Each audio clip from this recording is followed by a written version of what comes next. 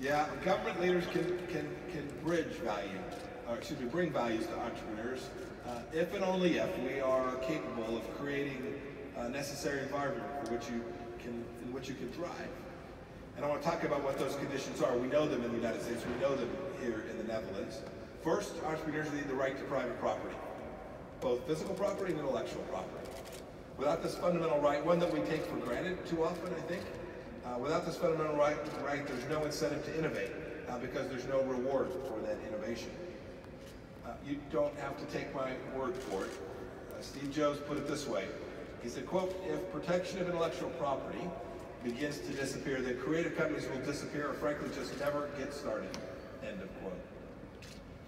Property rights are the bedrock of any successful economy. It's why America insists on these protections in our society and in the trade deals that we enter into as we move forward.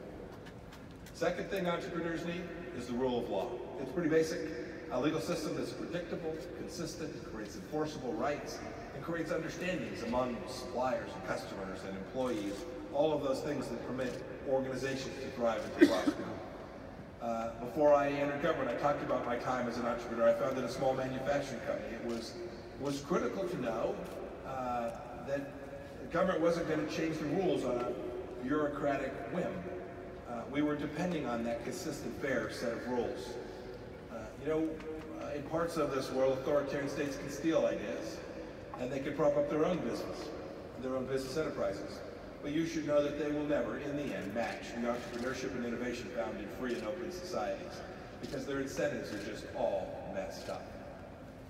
The same goes for democratic developed countries that wield regulation for political ends. It can't work. Third, and you all know this too, third, government has to stop strangling business. Under President Trump, we've slashed unnecessary regulations in the United States. We've reduced corporate taxes.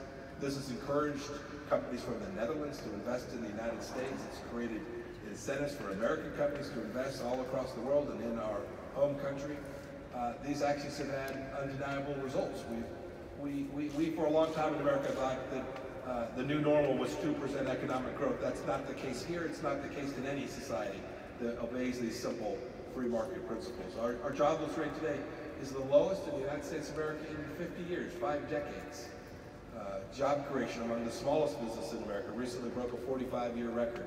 We're proud of these accomplishments because there was a central thesis behind it, the very principles I described, the formula of lower taxes and a light touch on regulation. It works not only in the United States, we believe it works everywhere. So here's an idea. Let's, everywhere in the world, make entrepreneurship great again.